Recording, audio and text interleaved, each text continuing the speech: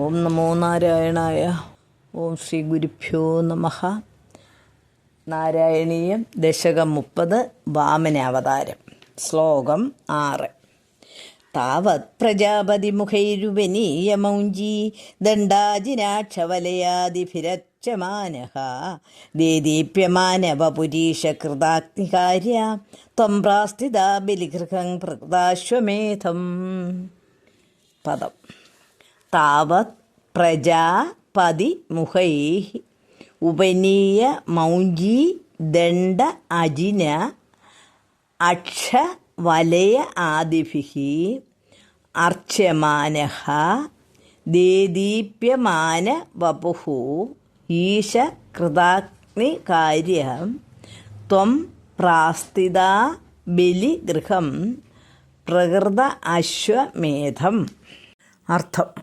കാശ്യപ പ്രജാപതി മുതലായ മഹർഷി ശ്രേഷ്ഠന്മാരാൽ ഉപനയന കർമ്മം ചെയ്യപ്പെടുകയും അരഞ്ഞാൻ, കൃഷ്ണാജിനം, ദണ്ഡം, ജപമാല എന്നിങ്ങനെ ബ്രഹ്മചാരിക്ക് അനുയോജ്യങ്ങളായ വസ്തുക്കളാൽ അർച്ചിക്കപ്പെടുകയും ചെയ്തു.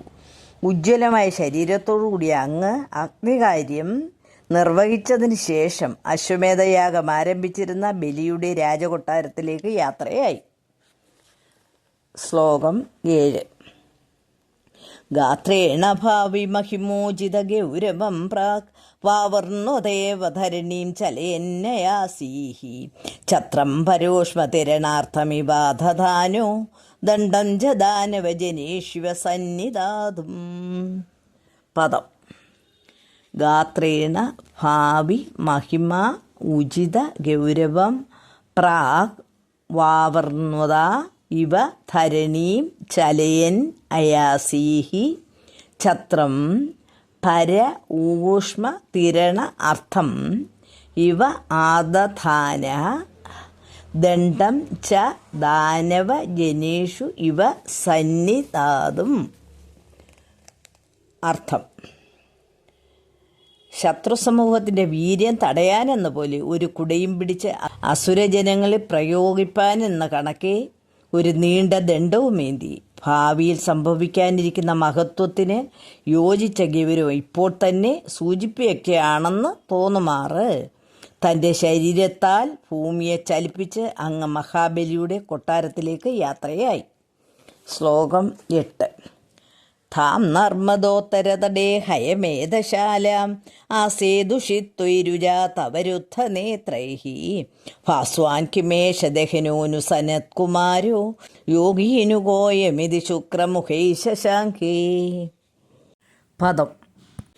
താം നർമ്മദാ ഉത്തര തടേ ഹയമേധശാലാം ആസേദുഷിത്വൈരുജാ തവ രുദ്ധ നേത്രൈ ഭാസ്വാൻ കിം യേഷ ദഹന നു സനത്കുമാര യോഗി നു ക അയം ഇതി ശുക്രമുഖൈ ശശാങ്കേ.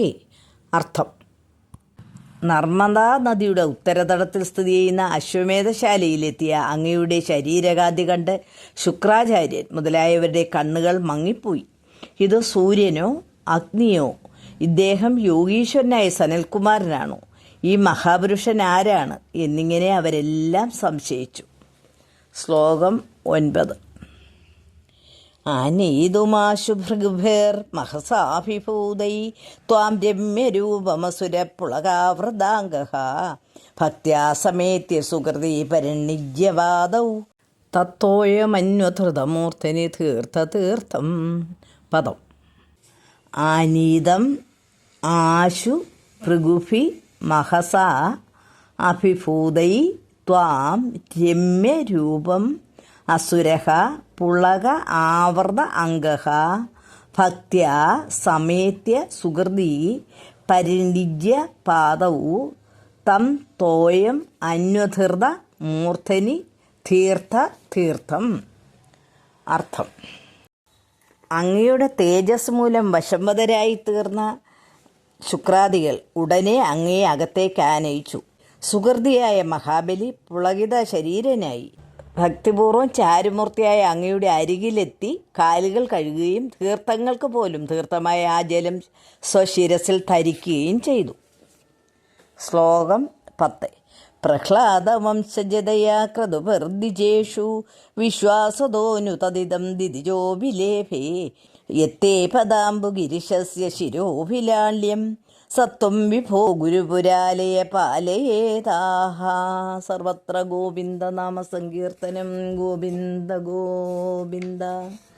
പദം പ്രഹ്ലാദ വംശജതയാ ക്രതുഭിഃ ദ്വിജേഷു വിശ്വാസതഃ നു തത് ഇദം ദിദിജഃ അഭിലേഭേ യത്തേ പദാംബു ഗിരിശസ്യ ശിര അഭിലാല്യം സ ത്വം വിഭോ ഗുരുപുര ആലയ പാലയേതാഹ. അർത്ഥം: പരമശിവന്റെ ശിരസിലിരിക്കാൻ അർഹമായ അങ്ങയുടെ പാദജലം അസുര വംശജനായ ബലിക്ക് ലഭിച്ചത് അദ്ദേഹം പ്രഹ്ലാദകുലത്തിൽപ്പെട്ടവനാകയാലോ യജ്ഞകർമ്മങ്ങൾ ചെയ്ത് നേടിയ സുഹൃതങ്ങൾ കൊണ്ടോ ബ്രാഹ്മണരിലുള്ള ഉറച്ച വിശ്വാസം മൂലമോ ആണ്. അങ്ങനെയുള്ള ഗുരുവായൂരപ്പ, എന്നെ രക്ഷിക്കണമേ. സർവത്ര ഗോവിന്ദനാമസങ്കീർത്തനം.